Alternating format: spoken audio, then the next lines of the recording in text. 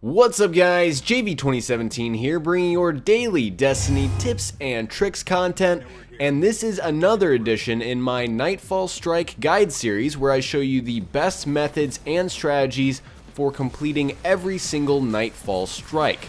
This week we are tackling the Summoning Pits, a Hive-based strike located on the moon.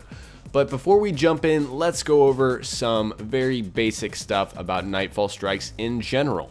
First off, what level should you be? My personal recommendation is level 27 because you are just one level below every single enemy that you'll fight. They will be level 28s because this is a level 28 activity, so you'll only suffer around a 30% damage penalty. But once you get beyond that, you're just not dealing enough damage to the enemies. So at the very least, I would be level 26, but of course if you're level 28 and above, you are golden. I think the sweet spot for this is really level 27. Let's talk about modifiers now. So first off, please note that this is a universal guide, so this is not geared for only this week.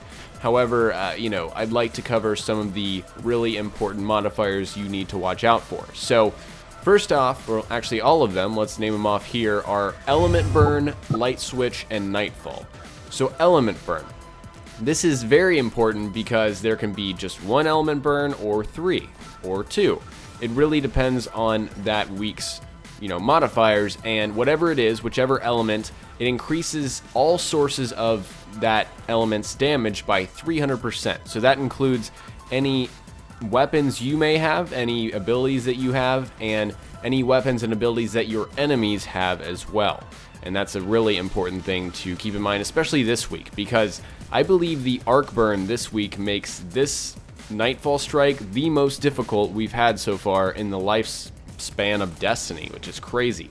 So on to Light Switch. This is very important. Pretty much Minions of the Darkness have increased melee damage, so much so that half of the enemies will one-shot melee you, which is incredibly important. Keep your distance, and it's even more important because of the last modifier that you'll see on every single Nightfall Strike is Nightfall.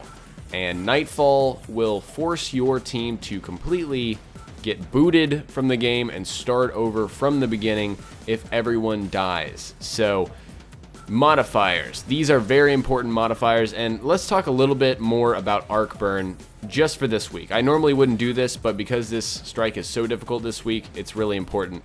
Make sure you bring arc weapons, any kind of arc weapons. So that means special weapons and heavy weapons. If you have arc, please put them on because it'll make your life a lot easier. My little team here, we had an arc exotic fusion rifle called the Plan C. That made life 100% easier. So try and bring that kind of stuff. Find people that have those kind of weapons, and you should put yourself at a better advantage for beating this. So let's talk about enemies now. Contrary to most strikes in this game, the Summoning Pits only has Hive, so you only have to deal with wizards, acolytes, thralls, knights, and of course ogres. So that's what you'll be fighting in this strike, and of course that also has to do with the trash mobs, which are the enemies that you will encounter between boss encounters. So trash. There's actually a lot of important trash this week, and it's crazy. So the main trash that I would look out for are knights, acolytes, and wizards. And that is because of the Arc Burn modifier this week. Because the knights and acolytes, both of those enemies have a chance to carry what's called a Hive Boomer, which is a weapon. And so this weapon deals arc damage, and you get two-shotted by this weapon. It's kind of like a grenade launcher. As you can tell right there, I also got killed and murdered by wizards, and the thing about wizards this week is that Arc Burn, that's their damage, their little ability where they basically throw a bunch of orbs of energy at you. Those are arc-based energy weapon, deals, abilities, and so it makes it incredibly difficult this week, and that's why I urge you guys to bring arc weapons and also exercise extreme caution. And let's talk about the first encounter here. So we're kind of gonna reverse in the footage here. This is what I call the rune decoding room, or the gatehouse, whatever you want to call it. But my main tip here is to stand near this beginning doorway, and also make sure to fall back if necessary.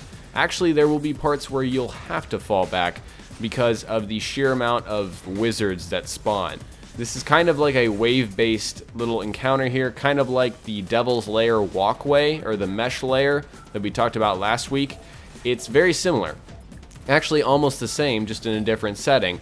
However, in this, you can fall all the way back to almost where you entered this strike. And don't be afraid to, because, again, there will be points where you may fight 3 to 4 wizards. One of them will be Mormu, who is, I don't know, special for some reason, Mormu. And so, just watch out. Be very careful, because, again, we are on the Nightfall modifier. We will get kicked out if we all die. And so that's something to keep in mind there. Now we're going to fast forward to the final fight, Phogoth. And Phogoth is an interesting fight because you want to completely ignore him at first. My tip here is to focus on clearing the adds, which are enemies that spawn in the boss fight, first. Kill all of the adds that you can see, and also there's a bit of safety. There's kind of like a rock you can jump on in case you panic, and sometimes it works, sometimes it doesn't. I don't know if I'll be able to show it to you in this footage because we didn't use it, but I have read about it. Anyways, the point is, kill all of the adds before you even touch Phogoth, if you can. Try to not even, engage Phogoth at first, because he's just a pain in the butt. And the thing is, with this strike, is there are so many enemies that spawn. This boss encounter, there are so many adds that spawn. There are like 15 total wizards, maybe 30 knights, 50 thrall, and 50 acolytes. There are so many enemies that spawn, and it's really important to just stay calm and clear out those enemies. And again, if you are doing it this week and you have the arc burn modifier, it's so much harder. I mean, it might even be 3 times harder than without that modifier, because of all of the enemies you'll be encountering. They will have arc-based weapons and abilities. So that's why it's all about patience this week in order to complete this strike. Be patient. If you fail the first time on Phogoth, try it again. Because if you put yourself in the right position to, defeat this strike by bringing weapons, also something else I failed to mention until now, it's a nice idea to bring a hunter that is running Blade Dancer, the Blade Dancer subclass, and also the ability that allows them to go invisible, because enemies will ignore them. This will give you kind of a cushion in case a bunch of people die. The Blade Dancer can just go invisible, run past enemies, and revive. That's a very nice thing to have. Also the Sun Singer. Bring 2 Sun Singers, 3 Sun Singers even.